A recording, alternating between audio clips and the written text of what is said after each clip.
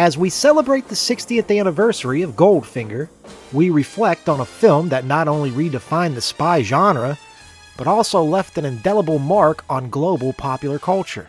Released in September 1964 in the United Kingdom and December 1964 in the United States, Goldfinger was the third installment in the James Bond series. With its blend of high-stakes espionage, cutting-edge technology, and suave sophistication, Goldfinger catapulted James Bond from a popular literary character to a worldwide cinematic phenomenon. This film introduced audiences to a new level of cinematic spectacle, combining thrilling action sequences, memorable villains, and a unique sense of style that became synonymous with the franchise. As we look back on this milestone, we delve into the making of a cinematic legend, exploring how Goldfinger was crafted, the innovations it brought, and how it continues to influence filmmakers and entertain audiences 6 decades later. Following the commercial success of Dr. No in 1962 and From Russia with Love in 1963, producers Albert R. Cubby Broccoli and Harry Saltzman recognized that the third James Bond film needed to surpass its predecessors in scale and ambition. The early 1960s were a time of rapid cultural change, and the spy genre was gaining popularity in literature and cinema. To maintain and elevate James Bond's status, they needed to deliver a film that was not just another spy thriller, but an event, a cinematic experience, one that would captivate audiences around the world. They turned their attention to Ian Fleming's 1959 novel, Goldfinger, which featured one of the most intriguing and larger-than-life villains in the Bond canon, Aoric Goldfinger, a man obsessed with gold and wealth. The novel's plot, revolving around a heist to rob the United States bullion depository at Fort Knox, provided ample opportunity for the kind of grand spectacle the producers envisioned. Broccoli and Saltzman aimed to create a film that would not only entertain, but also showcase the latest in filmmaking technology and production design. They wanted Goldfinger to be a turning point, elevating the Bond series from successful films to cultural phenomenon. To bring this ambitious project to fruition, the producers brought in Guy Hamilton as the director. Cubby Broccoli, who's a very old friend of mine, he said, "How would you like to make Goldfinger?" And I said, "I would absolutely love to, because I have a very clear idea of what I would like to do and how to go." And it was a very happy experience. Hamilton had worked as an assistant director on classic films like The Third Man in 1949, and had directed such films as The Devil's Disciple in 1959. He brought a fresh perspective to the series. Hamilton believed that while the previous films had established Bond as a capable and cool secret agent, there was room to explore the character's human side and inject more humor into the story. He wanted to present Bond as a fallible hero who could find himself in situations that were both dangerous and, at times, slightly absurd. Hamilton's approach was to balance suspense and action with wit and irony, creating a tone that would appeal to the broader audience. He also saw an opportunity to expand the scale of the film, incorporating more elaborate set pieces, groundbreaking special effects, and a heightened sense of style. Certainly the one that seemed to crystallise so many of those important elements of Bond: sex, action, and a sense of humour, which is so important. Spielberg has said it was his favourite Bond film of all time. I'm wondering how much of the wry humour in Goldfinger came from you? Well, I couldn't take James Bond seriously. And it seemed to me that the pre-credit sequence was absolutely vital for my way of thinking, because here's a piece of nonsense. Here's a man who, puts a seagull on top of his head to swim, and he jumps in, and then he sets in, and then he strips off, and he's wearing a dinner jacket, and he's also got a carnation, and then at times, the clock goes off, and he goes to see his girlfriend, and he sees a reflection in her eye of a villain. That's such a great along. shot. And he tosses the villain in the bath and electrocutes him. And Now, if you take that seriously, you need your heads examined. What I'm trying to say is that if you enjoyed that and laughed and thought it was fun, now children, leave the brains under the seat and let's go for a big ride, and we'll have more of that. We'll have fun, we'll enjoy ourselves. I'm going to play games with you. You're going to think you know what the answer is, but I'll do something different. I'm going to put James Bond in the snake pit, and you'll give you 30 seconds to figure out how he gets out. Come on, quick.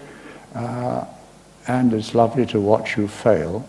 But I've given you 30 seconds, and it took the writer and I 3 months to figure out, so that's not cheating. And yes, keep the adventure going, keep a bit of sophistication. Let's have a little bit of wit and style. But tongue firmly in cheek. Under Hamilton's direction, Goldfinger would push the boundaries of what audiences expected from a spy film, setting a new standard for the genre and for James Bond. Goldfinger follows James Bond as he uncovers and attempts to thwart Aorc Goldfinger's plan to destabilize the world economy by contaminating the United States gold supply. While the film stays true to the essence of Fleming's novel, several key changes were made. Most notably, Goldfinger's scheme. In the novel, Goldfinger's plans were to rob Fort Knox with the help of American gangsters. In the film, the plot is altered to involve detonating a nuclear device so that it can eradicate the gold supply, making it unusable and increasing the value of his own reserves. And then, of course, there was the character development. In the book, Pussy Galore leads a group of cat burglars called the Cement Mixers. In the film, she's reimagined as the leader of an all-female flying circus. And of course, the tone of the film is a lot more humorous, with gadgetry used throughout, whereas the book maintains a more serious tone focused on espionage. Screenwriter Richard Maibaum, who had worked on the scripts for the first 2 Bond films, returned to adapt Goldfinger.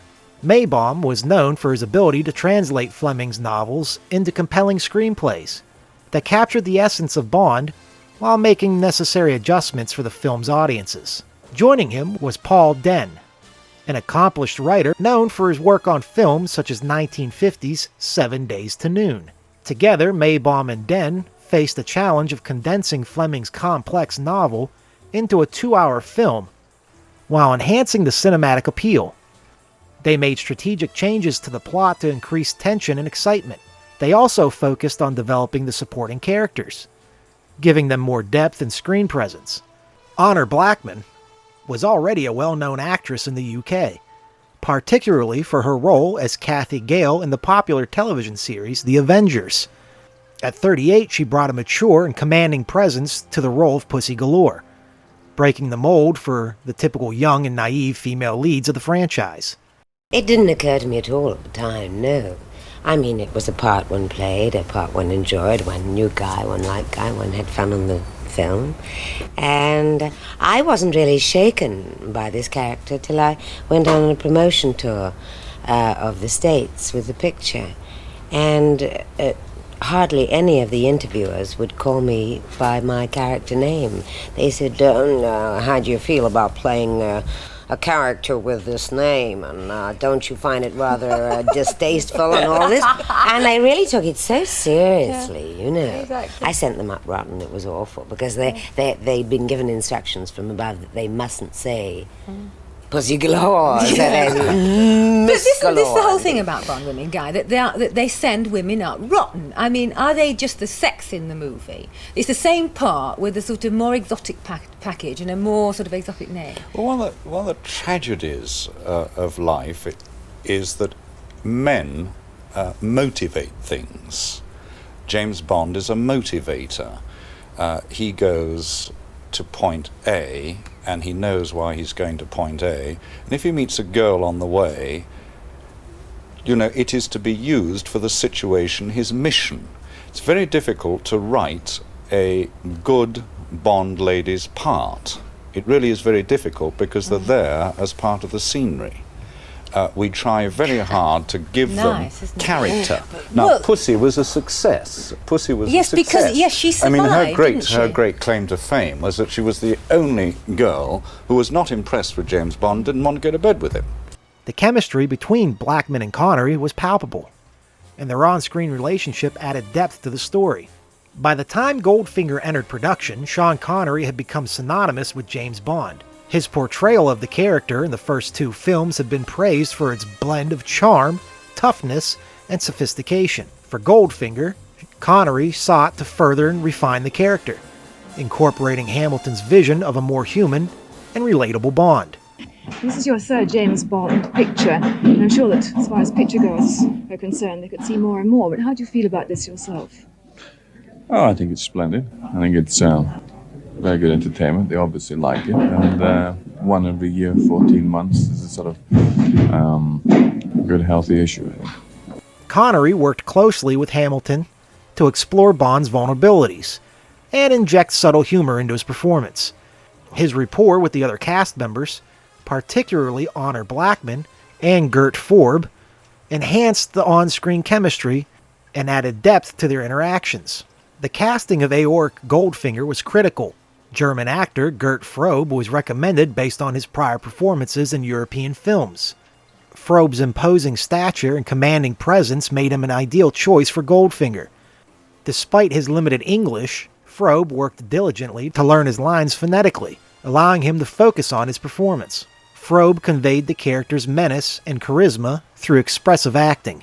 His lines would later be dubbed by British actor Michael Collins. Few people know it, but in this 200-year-old Hampshire cottage there lives a dangerous voice. The voice of Goldfinger.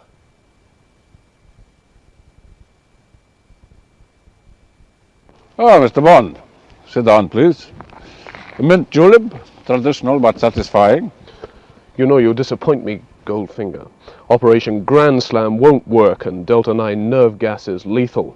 And this atomic device is obviously in this country. Obviously. But bringing it to Fort Knox could be risky. On the contrary, Mr. Bond, the risk is all on your side.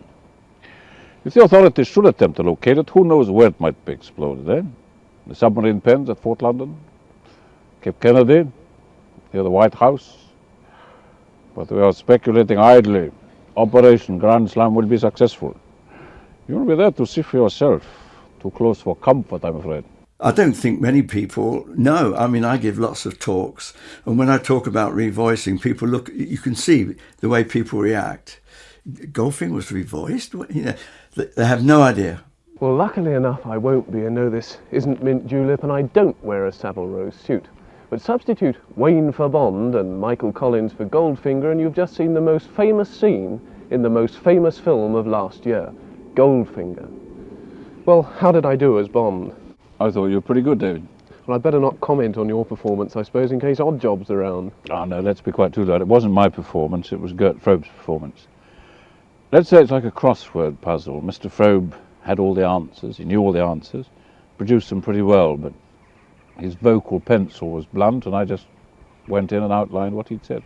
Fortunately, our voices have about the same weight. Revoicing people in films is very, very rare. In my career, I don't ever remember anyone ever being revoiced because you cast according to the actor that you require. But once on the Bond films, they were making every effort to get somebody that was appropriate for the part, that they looked foreign, sounded foreign. Then you got into difficult water. When Cubby and Harry saw the rushes, they were absolutely appalled. And I think they went bananas, I think was his actual expression. Well, it wasn't so much that he couldn't speak English. What he'd done was he'd learnt his lines previously the night before, parrot fashion, and that's the only way you can say it. So obviously Guy would have detected, I mean, before Cubby and Harry would have complained, I would have thought, would have realised when he was shooting that even though he could do the scene, he obviously wasn't going to be able to keep the voice. And he would have known that in the world of films, you can revoice if you have to. Huge decision, mind you, but it was too late by then. Doesn't it gall you that Gert Frobe gets all the acclamation and you get Well, virtually none. None at all, in fact. No one realises you even played the part. Well, let's say it's all part of the export drive, and I suppose the concentration should be on exports, and the film, after all, has produced about 14 million this far. Well, it's like any kind of casting, really, whether you're casting someone for their visual effect, whether their acting performance. They had many actors came in and recorded that. Just I can't remember the exact scene now, but they were all given the same scene to record. I was given the job of making them look fairly synchronized, and then we sat back and watched. And obviously, whatever Michael Collins did, he was selected. Somebody had to be selected. If it hadn't been him, it would have been someone else. Do you expect me to talk? No, Mr. Bond, I expect you to die. Don't you ever confuse your own identity? Well, it can be very embarrassing. I remember a little while ago I was in the north of England trying to get some blue pyjamas, size 46. And rather had a shop assistant said, "I'm very sorry, sir, but we've only got green pyjamas in size 46. So I said, "Well, that's all right, love, we'll have the green." Well, for me, at any rate, you'll always be Goldfinger. Whoever brought in the actors, that would have been the production manager almost certainly. He wouldn't have brought in any old actors. He would have thought of people that he felt would have been suitable for the part. And then it was a question of which one of those really had hit the jackpot. And of course, Michael Collins' performance is beyond belief. Even to this day, I look at that piece of revoicing as being a masterpiece. I find myself forgetting it's Michael Collins, and that's saying something for someone been in the business and on the film. Unfortunately, Mr. Bond, I have told you far too much about myself. Good job! Harold Takata, a former Olympic weightlifter who won a silver medal for the United States in the 1948 London Olympics, was cast as Oddjob, Goldfinger's silent but deadly henchman.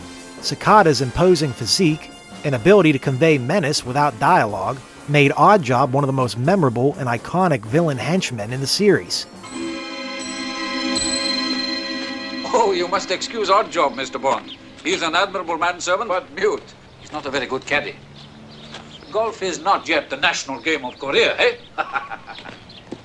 I suppose, Harold Takata, that the thing people remember you most for is Oddjob, and after that, then, the Vicks Formula 44 commercials. Right. Do you find that this is the way it works? Well, I find not only it works, but I find it's very beautiful. It brings me good life. Meet many people, take me all over the world, and also it gives me happiness. I go to the bank quite often too. Do you find that people don't want to come up and make fun, you know, with the karate and the judo and the whole thing? Oh yeah, they do. They recognize me that way, so I am certainly happy to accept that way, the gesture, the meaning. In international traveling particularly, people could not communicate by talking to each other because we are limited in our way of speaking. When you go to far distant land in Europe, in Far East, and Middle East, in Africa, the gesture, the movement will symbolize that they recognize you. So for giving me the feeling of recognition, they first either cough or they go to the hat and make the movement of the throwing of the hat. And they says, "You?" I say, "Yes, it's me." So the story just began there. Ken Adam, the production designer for Goldfinger, was instrumental in creating the visual style that became synonymous with the James Bond series. His bold and innovative design provided a visual feast that enhanced the storytelling. For instance, the interior of Fort Knox. Since the real Fort Knox was off limits, Adam had creative freedom to design the Gold Vault. He conceived it as a vast, multi-level structure, filled with gold bars stacked on towering shelves. The set was constructed at Pinewood Studios and required extensive planning and resources. And then there was Goldfinger's estate.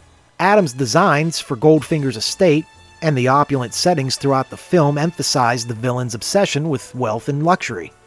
I was, of course, overwhelmed by the great Ken Adams set of Fort Knox. I'd never seen anything like it. And it was marvelous to work in a set like that. It gives you another dimension to what you feel. You can't easily say that if it had been somebody else and not Ken Adam, it would have been unique. It's his vision that really created the world in which Bond lives. Ken Adam, the production designer, was very much a key element in what became the success of James Bond, i.e. the opulence, the size, the importance of the sets. One of the great designers of all time. Ken is a brilliant production designer. He's a genius, and I don't use that word lightly.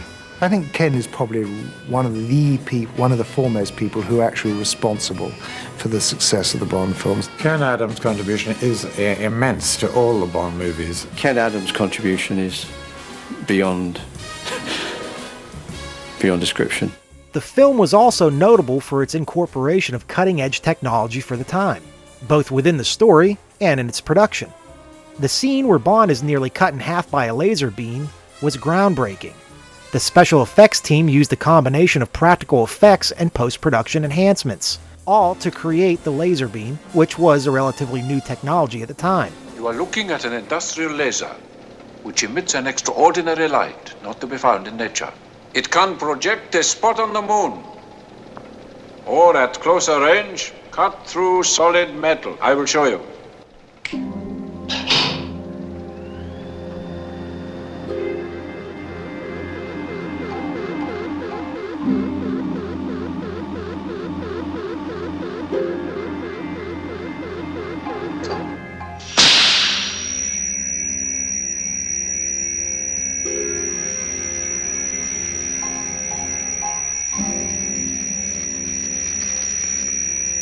This is gold, Mr. Bond. All my life I've been in love with its color, its brilliance, its divine heaviness. I welcome any enterprise that will increase my stock, which is considerable. I think you've made your point, Goldfinger. Thank you for the demonstration. Choose your next witticism carefully, Mr. Bond. It may be your last. The purpose of our two previous encounters is now very clear to me. I do not intend to be distracted by another. Good night, Mr. Bond. Do you expect me to talk? No, Mr. Bond, I expect you to die. There is nothing you can talk to me about that I don't already know.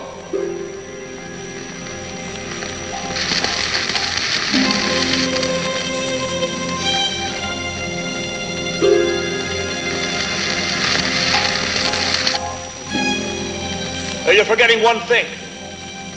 If I fail to report, 008 replaces me. I trust he will be more successful.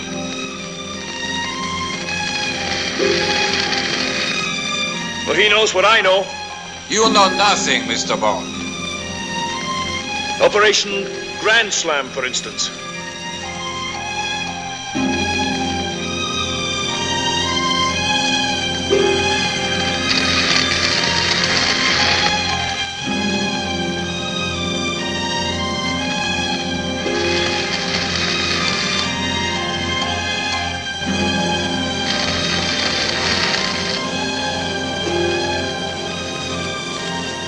Words you may have overheard, which cannot possibly have any significance to you or anyone in your organization.